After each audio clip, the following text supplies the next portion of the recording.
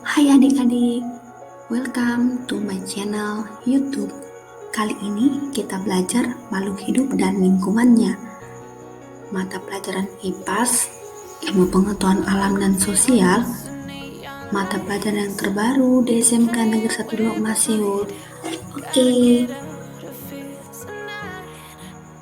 coba lihat gambar ini. Manakah makhluk hidup? Apakah hewan? Apakah gorila, manusia, tumbuhan? Ya, benar sekali. Gorila, manusia, dan tumbuhan adalah makhluk hidup. Tapi di gambar ini bukan mereka saja yang makhluk hidup. Ada lagi selain mereka, tapi tidak kelihatan karena tertutup oleh daun-daun. Contohnya semut, ulat yang ada di balik daun-daun ini. Makhluk hidup memiliki ciri-ciri. Di pelajaran ini kita akan membahas 7 ciri-ciri makhluk hidup. Yang pertama adalah bernapas.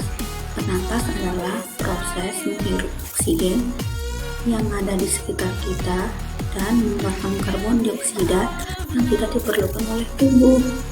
Oksigen untuk mengubah zat makanan menjadi energi secara kimiawi.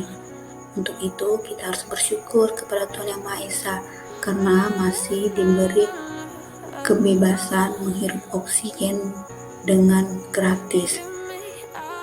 Coba kita bayangkan para pasien COVID-19, mereka berebut oksigen loh di rumah sakit.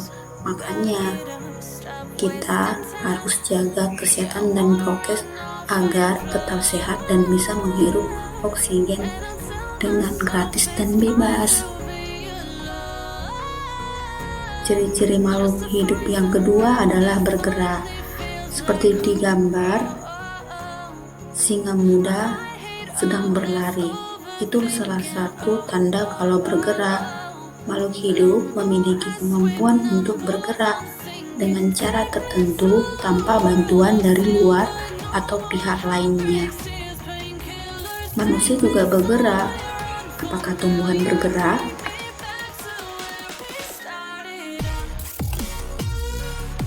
Benar, tumbuhan bergerak ditandai dengan menanggapi rangsang seperti contoh putri malu. Jika disentuh, daunnya akan menutup atau kuncup. Contoh yang kedua adalah kecamba. Batangnya bengkok menuju arah matahari atau menuju cahaya. Itu tandanya kecamba itu bergerak loh. Makanya pohon-pohon di jalan batangnya bengkok-bengkok, itu juga tanda pohon-pohon di jalan itu bergerak. Ciri-ciri makhluk hidup yang ketiga adalah peka terhadap rangsang. Semua makhluk hidup mampu bereaksi terhadap perubahan yang terjadi di sekitarnya. Reaksi timbul karena rangsangan dari lingkungan. Rangsangan bisa dari cahaya, panas, dingin, bau, sentuhan, gravitasi, rasa, dan lain-lainnya.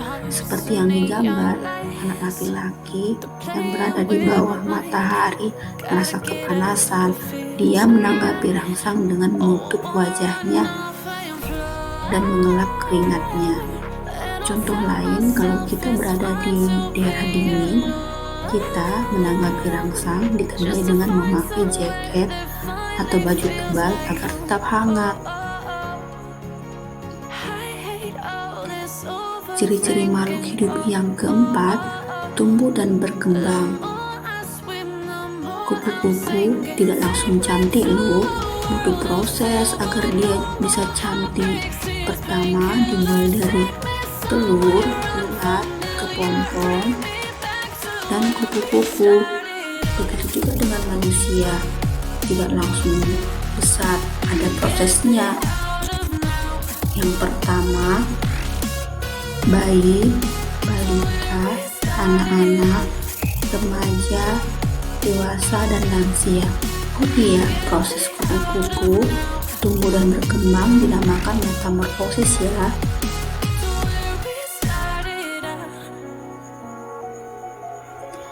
Ciri-ciri makhluk hidup yang keempat adalah nutrisi, makanan, dan air. Kita tidak bisa tumbuh dan berkembang kalau tidak makan dan minum. Seperti tumbuhan, makanannya adalah air, karbon dioksida, dan zat-zat yang berada di dalam tanah agar bisa tumbuh dan berkembang. Manusia juga seperti itu, makan, minum, biar bisa tumbuh dan berkembang. Demikian juga dengan hewan. Berkembang biak. Tidak semua makhluk hidup melakukan reproduksi dengan membutuhkan pasangan atau reproduksi seksual. Bagi mikroorganisme kecil seperti protozoa, jamur, maupun bakteri melakukan reproduksi seksual. Mereka bisa membelah diri, kemudian baru bisa mencari makan, bergerak, tumbuh, dan melakukan kegiatan lainnya. Berkembang biak bertujuan untuk memperbanyak keturunan agar tidak punah. Jamur melakukan reproduksi seksual yang artinya bisa memperbanyak keturunan tanpa melakukan kawin. Pertanyaannya, apakah virus corona melakukan reproduksi seksual atau aseksual? Silakan komen ya di kolom komentar. Ciri-ciri makhluk hidup yang terakhir adalah ekskresi. Saat udara panas, tubuh akan mengeluarkan keringat. Begitu pula saat olahraga. Ketika udara dingin, tubuh akan sering buang air kecil atau dinamakan urin. Keringat yang merupakan garam mineral dan urin merupakan salah satu zat sisa yang dikeluarkan makhluk hidup. Ekskresi itu adalah pengeluaran zat-zat sisa dalam tubuh kita melalui keringat atau buang air kecil. Demikianlah pembahasan kita mengenai makhluk hidup dan lingkungannya. Jika ada yang salah atau yang kata-kata yang kurang berkenan, saya mohon maaf ya. Sampai jumpa di channel YouTube yang lainnya. Jangan lupa like dan subscribe ya. Terima kasih.